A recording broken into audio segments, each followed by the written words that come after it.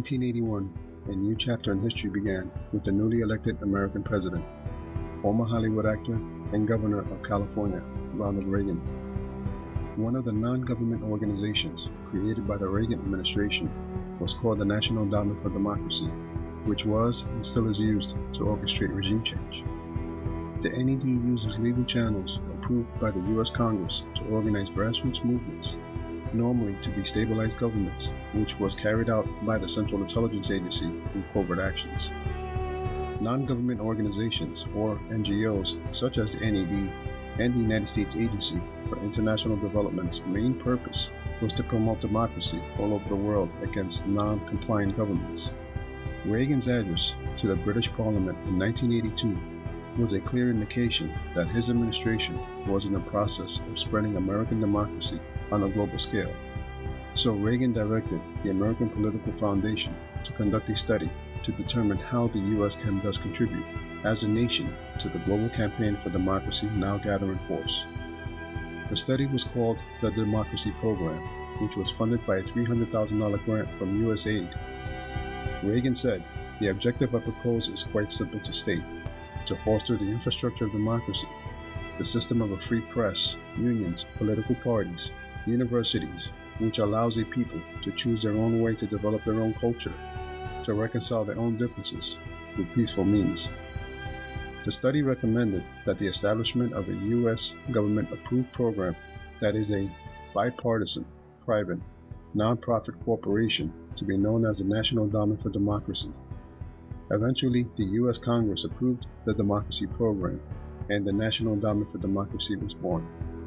The NED's website claims that the endowment, though non-governmental, would be funded primarily through annual appropriations and subject to congressional oversight, which means that the NED is a U.S. government-funded mechanism that supports private organizations to promote regime change around the world. According to the NED, these private organizations would include those created by the two political parties and the business community, which would join the regional international institutes of the labor movement already in existence. It was a bipartisan blueprint for both the Republicans and the Democrats in Washington, along with their corporate sponsors, to create U.S.-friendly movements within sovereign nations not aligned with Washington's interests for regime change. By 1983, Reagan, with assistance from the CIA Director, William J. Casey, and Walter Raymond Jr., a senior CIA covert operations specialist, launched the newly created NED to fund and support opposition groups inside sovereign countries that would engage the public with propaganda and coordinate political actions against their own governments, something that the CIA has done covertly in the past. Casey was once quoted as saying, "Obviously, we here should not get out front in the development of such an organization, nor should we appear to be a sponsor or advocate." According to the NED's website, a section under legislative action describes their agenda. The legislation authorized the State Department and USIA to follow 6 purposes of the proposed endowment: encouraging democratic institutions through private sector initiatives, facilitating exchanges between private sector groups, particularly the 4 proposed institutes and democratic groups abroad, promoting non-government participation in democratic training programs, strengthening democratic electoral processes abroad in cooperation with indigenous democratic forces, which means interfering in foreign political elections, fostering cooperation between American private sector groups and those abroad dedicated to the cultural values, institutions, and organizations of democratic pluralism, encouraging democratic development consistent with the interests of both the U.S. and the groups receiving assistance. The NED is used as a way to fund U.S.-backed opposition groups against governments not subservient to Washington.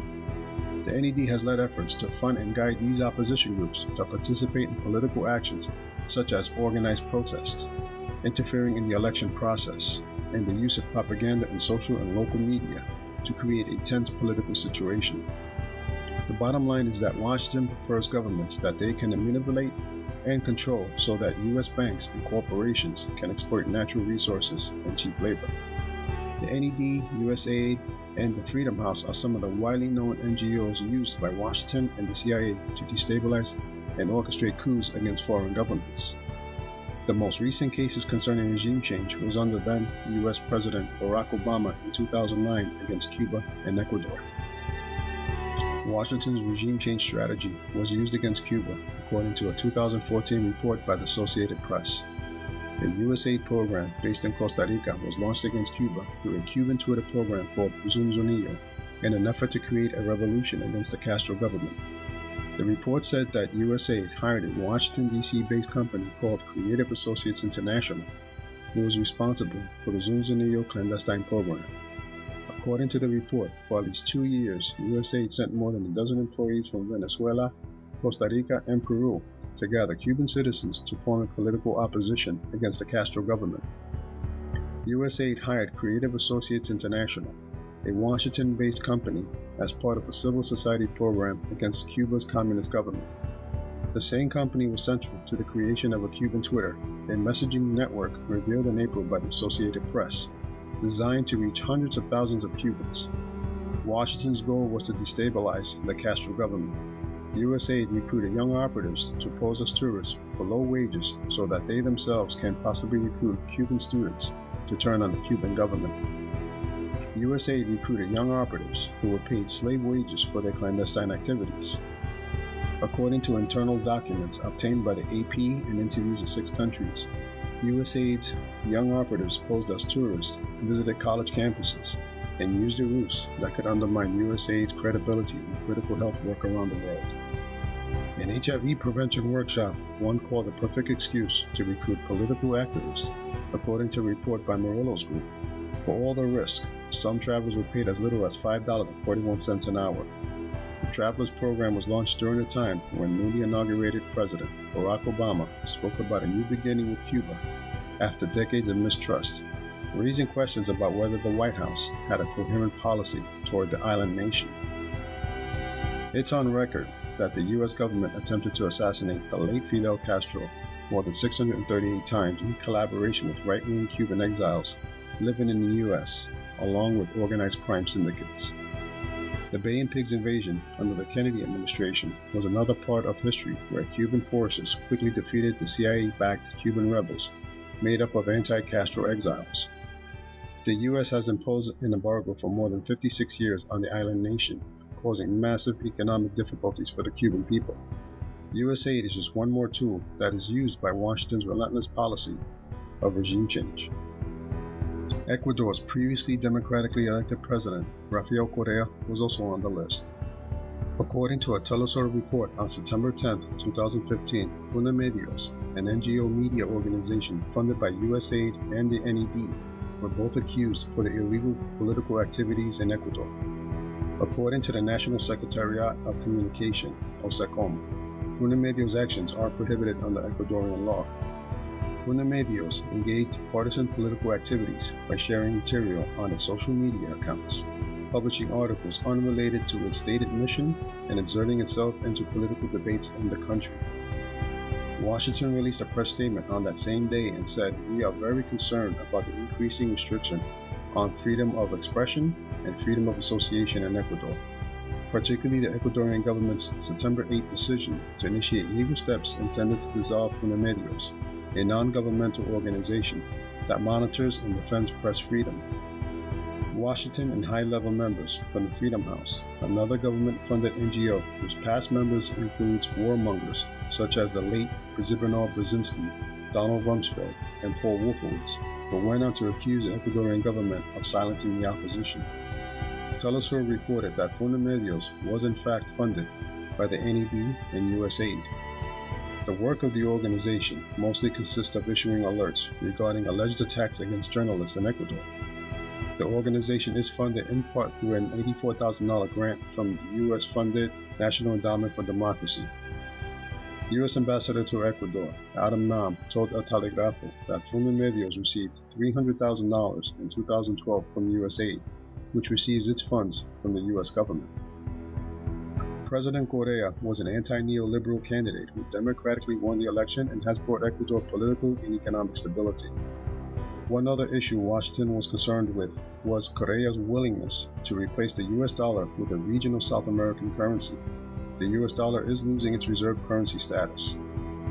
Correa once said that the dollarization of Ecuador's economy was a technical error after pro-U.S. President Jamil Mahu adopted the U.S. dollar back in 2000. Lenin Moreno is the newly elected president who defeated Guillermo Lasso, a right-wing banker who would have developed close ties with Washington.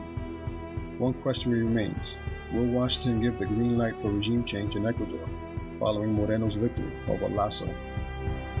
The current U.S. Secretary of State, Rex Tillerson, a former CEO of ExxonMobil, was interviewed by Latin America Goes Global last January and said the following: "I think we are in full agreement as to the calamity that has befallen Venezuela, largely a product of its incompetent and dysfunctional government, first under Hugo Chavez and now under his designated successor, Nicolás Maduro. If confirmed, I would urge close cooperation with our friends in the hemisphere, particularly Venezuela's neighbors Brazil and Colombia, as well as the multilateral bodies such as the OAS to seek a negotiated transition to democratic rule in Venezuela." Keep in mind that Tillerson did have a grudge against the late Venezuelan president Hugo Chavez when he nationalized Venezuela's oil reserves.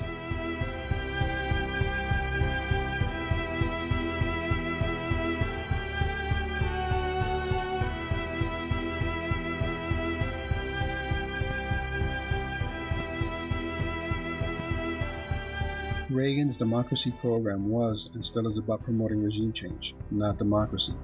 Washington continues to fund various NGOs to destabilize sovereign nations.